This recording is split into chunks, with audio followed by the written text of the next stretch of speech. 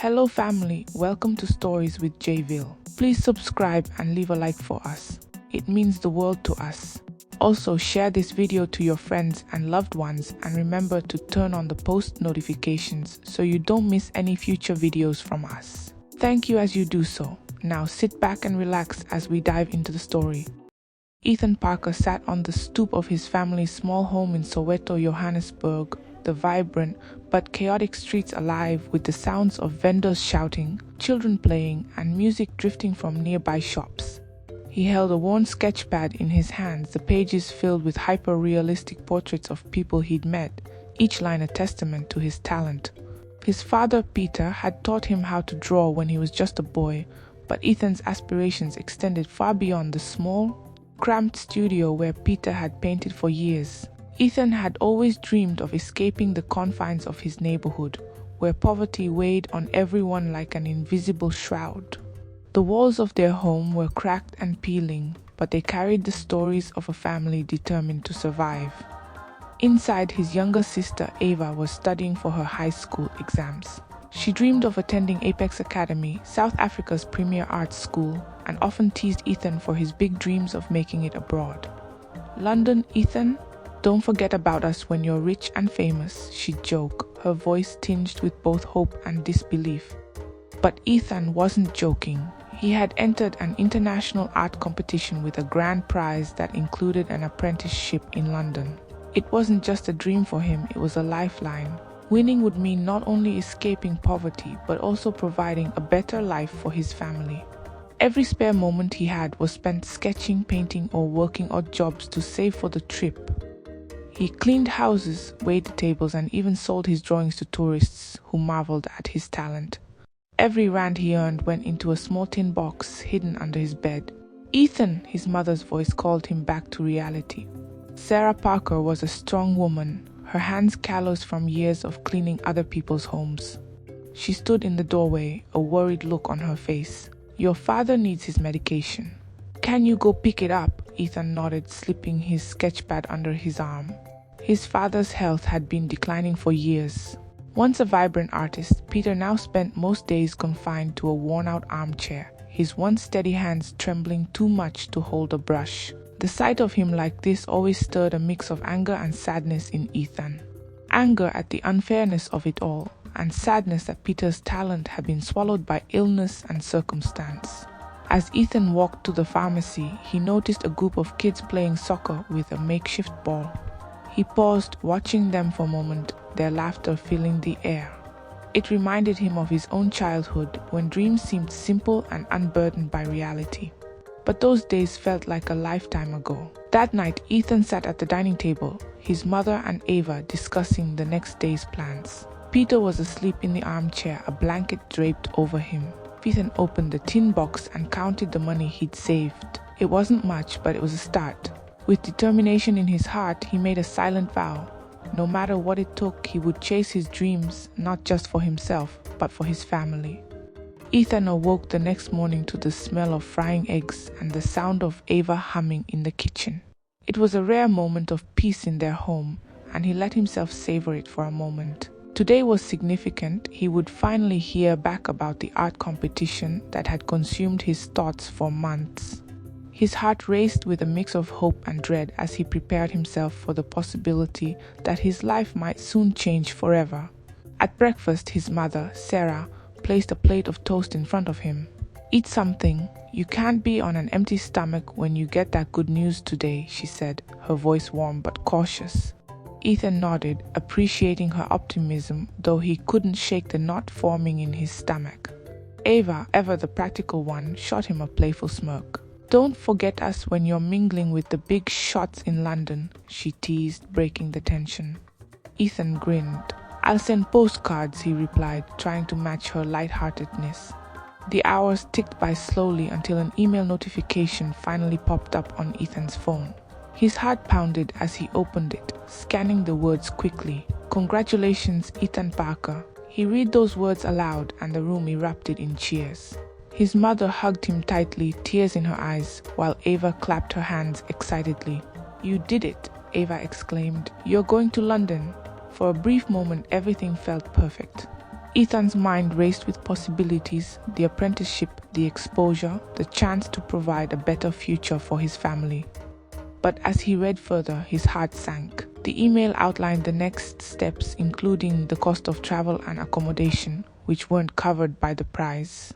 The total amount was astronomical, far beyond what Ethan had saved in his tin box. Reality crashed down like a weight. His mother noticed the change in his expression. "What's wrong?" she asked, concern replacing her earlier joy. Ethan hesitated before explaining the situation. The room grew quiet and Sarah's face fell. "We'll figure it out," she said firmly, though her voice betrayed her worry. Over the next few weeks, Ethan threw himself into work with renewed determination. He took on extra shifts, sold more of his art, and even borrowed small amounts from neighbors. Every cent went into the tin box, but the gap remained daunting. Then one evening, Ethan came home to find his mother sitting at the table, a somber look on her face. The tin box was open in front of her, empty. "Ethan," she began, her voice heavy with guilt, "your father needed treatment." I didn't know what else to do. His heart sank. The money he'd worked so hard to save was gone. His dreams of London felt further away than ever, replaced by a suffocating sense of betrayal and despair. Ethan didn't say a word. He simply turned and walked out of the house, the weight of shattered hope pressing down on him.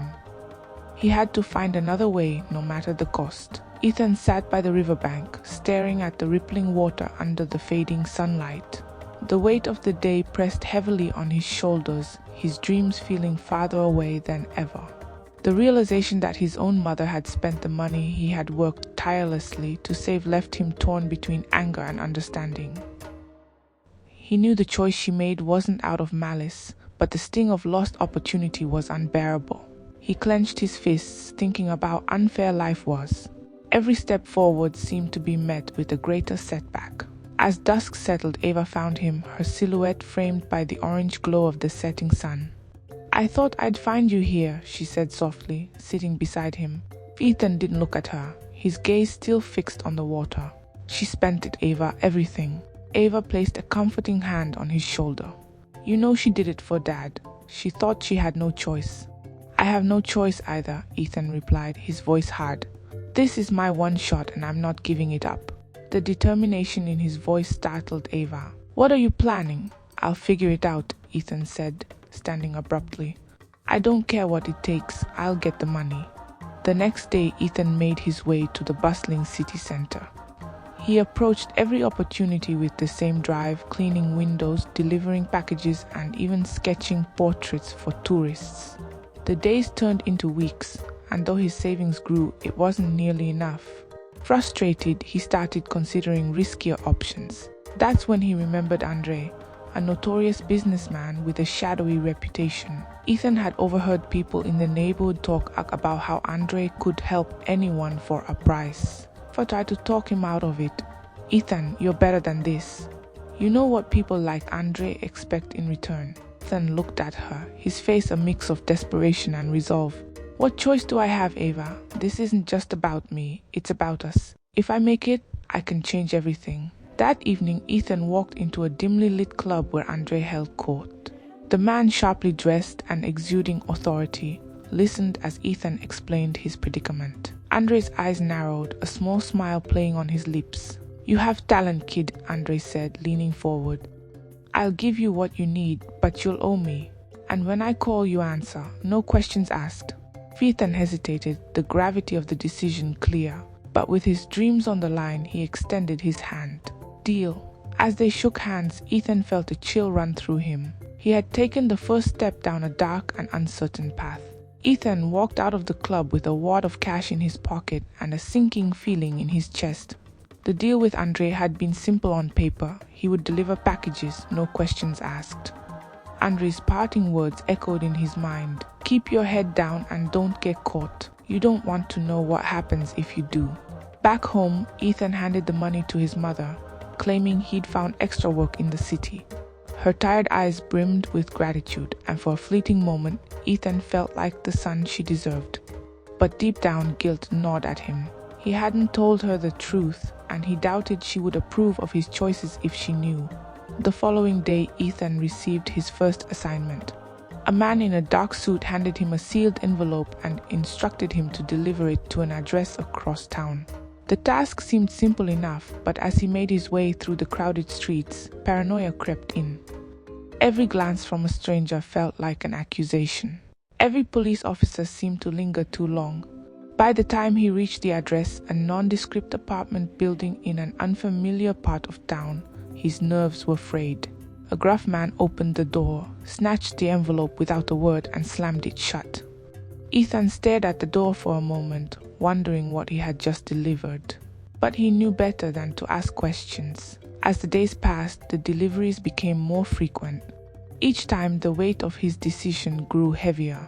He avoided Ava, unable to face her judgment. She, in turn, began to worry about the change in him. The once hopeful artist who sketched dreams on paper now moved through life with a guarded expression and restless energy. One evening, after a particularly tense delivery, Ethan found himself sitting in his room, staring at a blank canvas. He picked up a pencil, hoping to find solace in his art, but his hands trembled. The joy he once felt while drawing seemed distant, replaced by the cold reality of his choices. His sister Emma peeked into the room. "Ethan, are you okay?" He forced a smile. "Yeah, just tired," Emma hesitated but didn't press further. "I believe in you, Ethan. You're going to make it." Her words stung. Ethan wanted to believe her, but the shadow of his deal loomed over him. How could he succeed when the price of his ambition seemed to grow steeper by the day? As the night deepened, Ethan lay awake, his thoughts racing. He had made his choice, but was it the right one? And if it wasn't, how far would he go before it was too late to turn back? Ethan's routine of clandestine deliveries began to consume him. The thrill of earning fast money was quickly replaced by a suffocating sense of dread. Every knock on a door, every sidelong glance from a stranger felt like a prelude to disaster. Yet he couldn't stop. The promise of funding his art dreams and lifting his family out of poverty was too enticing. One day, as he walked through a bustling market en route to his latest drop-off, Ethan noticed someone following him. The man wore a faded hoodie and kept a deliberate distance, but Ethan could feel his gaze. His pulse quickened as he turned corners and slipped through narrow alleys, but the figure stayed close. Was this one of Andre's men ensuring his loyalty, or was it someone else? Ethan finally reached the delivery location, a rundown garage on the outskirts of the city. He handed the package to a burly man who barely acknowledged him before disappearing inside. As Ethan turned to leave, the hooded figure emerged from the shadows. Panic surged through him, but before he could flee, the man raised his hands in a placating gesture. "Relax, kid," the man said, his voice gruff.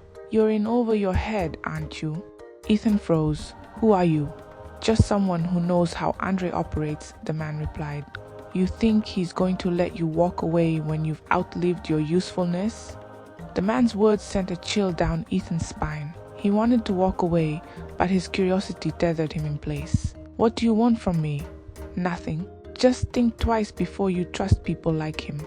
The man turned and vanished into the crowd, leaving Ethan shaken and confused. That evening, Ethan decided to confront Andre. He met him at the club, the air thick with smoke and tension. "I'm done," Ethan declared. "I can't do this anymore." Andre's expression darkened. "You think you can just walk away?" he said, his voice low and menacing. "You owe me, Ethan, and until that debt is paid, you'll do as I say." Ethan clenched his fists. "I'll pay you back. Just give me time," Andre smirked, leaning back in his chair. "Time? Time's a luxury, kid. You're either in or out, and trust me, being out isn't as easy as you think." As Ethan left the club, his heart pounded. The walls of Andre's world were closing in, and he was trapped. The once bright future he envisioned seemed further away than ever, replaced by shadows and danger. For the first time, Ethan realized that his dreams might cost him more than he was willing to pay. Ethan's painting was more than a piece of art. It was his lifeline. The strokes of his brush were frantic but deliberate, each movement infused with raw emotion. He painted through the night, refusing to rest until the image was complete. By dawn, he stood back to admire his work. The painting depicted a figure standing at the edge of a precipice, staring into the abyss, but with a glimmer of light breaking through the horizon.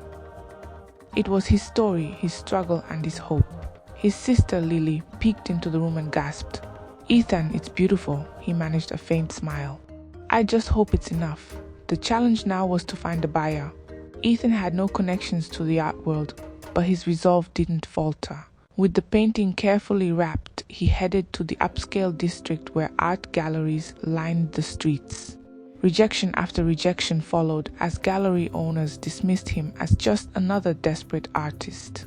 As the day stretched into evening, Ethan's determination wavered. He found himself standing outside a cafe, clutching the painting, unsure of his next move. Inside, a woman was sketching in a notebook. Something about her confidence and focus caught his attention. Summoning his courage, he approached her table. "Excuse me," he began awkwardly. "I'm sorry to interrupt, but I saw you drawing, and I thought you might appreciate this." The woman raised an eyebrow, but gestured for him to continue. Ethan unwrapped the painting, revealing his masterpiece.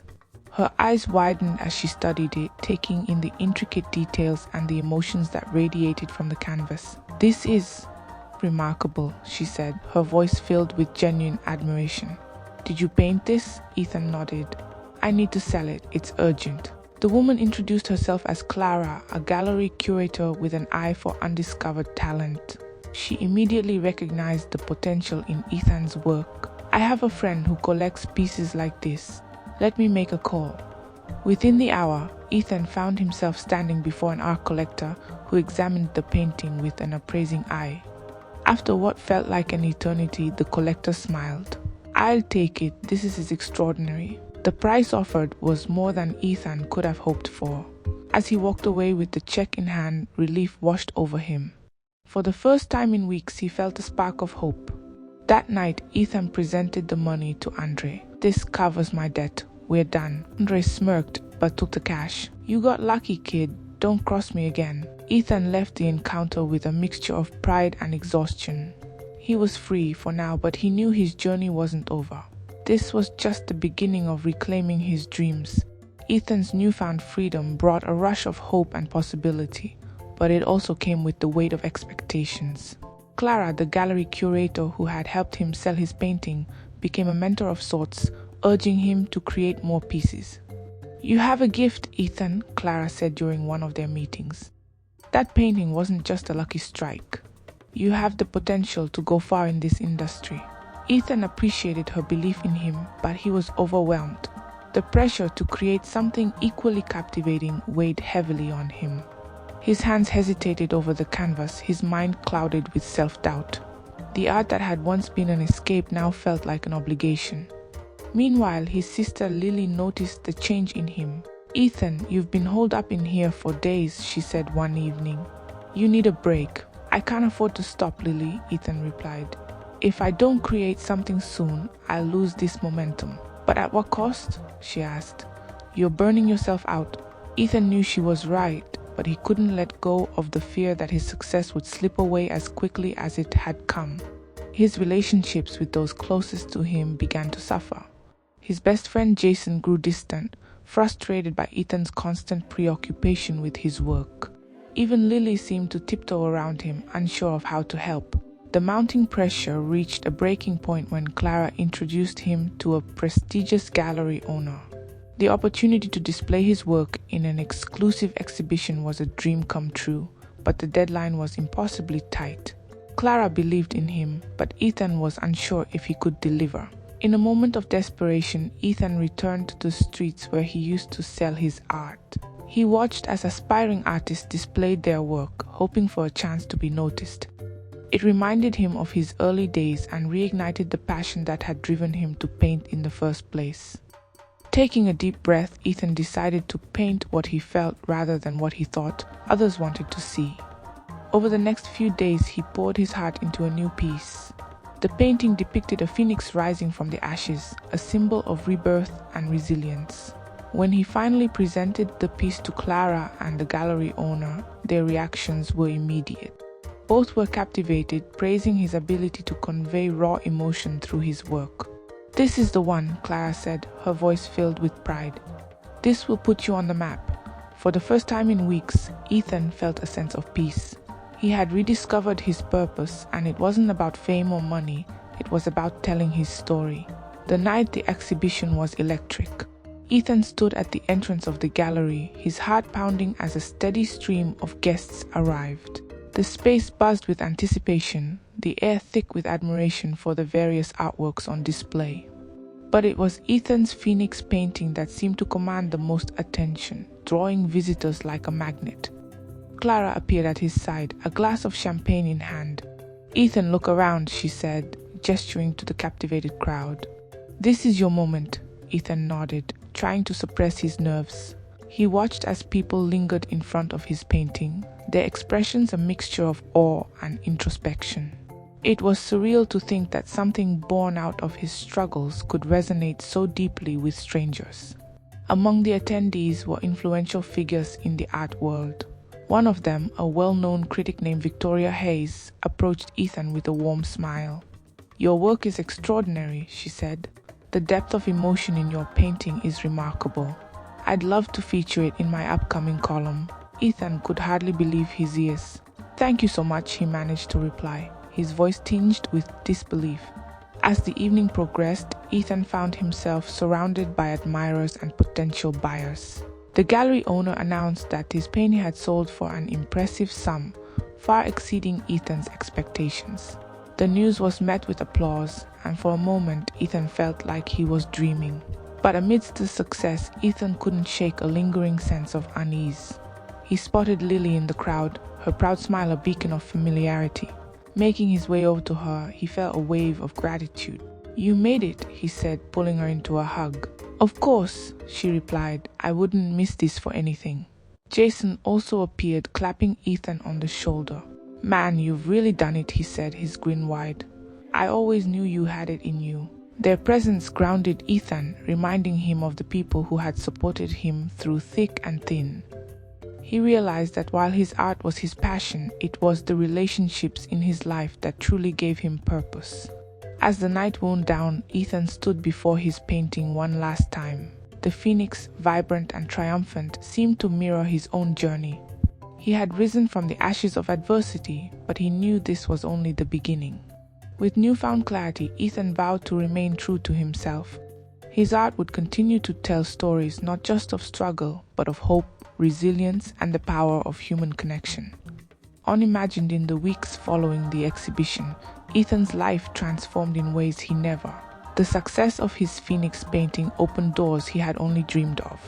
He received invitations to exhibit his work in prestigious galleries across South Africa, and Victoria Hayes' glowing review in a prominent art publication cemented his reputation as a rising star in the art world. Despite his newfound fame, Ethan remained grounded. He continued to pour his emotions and experiences into his art, creating pieces that spoke to resilience, love, and the beauty of second chances. Each brushstroke was a testament to the struggles he had endured and the people who had supported him. One afternoon, Ethan found himself back in the neighborhood where his journey had begun. The streets were familiar, yet they seemed smaller now, as if they belonged to a different life. He stopped in front of his childhood home. The small, worn building that had once felt like a prison now seemed like a relic of his past. Inside, he was greeted by his mother, her eyes lighting up at the sight of him. "Ethan," she said, pulling him into a tight embrace. "You look like a new man." "I feel like one," he admitted, smiling. "But I wouldn't be here without you." Over tea, they talked about his success, his upcoming projects, and his plans for the future. Ethan shared his desire to give back to the community that had shaped him. "I want to start an art program for kids," he explained. "A place where they can express themselves and dream big, like I did." His mother's eyes filled with tears. "That's beautiful, Ethan. Your father would be so proud." Later, Ethan visited Jason and Lily, who were now engaged and preparing for their wedding. They celebrated Ethan's success with a small dinner, their laughter filling the room. Surrounded by his closest friends, Ethan felt an overwhelming sense of gratitude. As the months passed, Ethan's vision for the art program became a reality. The Phoenix Art Academy opened its doors, offering workshops, mentorship, and a safe space for young artists to thrive. Ethan poured his heart into the initiative, determined to inspire others to rise above their circumstances. One evening, as Ethan stood in the academy's gallery, surrounded by the work of his students, he felt a deep sense of fulfillment. The phoenix had become more than a symbol of his journey, it was a beacon of hope for others. Looking out at the vibrant paintings and the smiling faces of the young artists, Ethan realized he had found his true purpose. His flight was no longer just his own. It was a collective rise, fueled by resilience, love, and the transformative power of art. We've come to the end of this story. Please subscribe to my channel to support me. Thank you.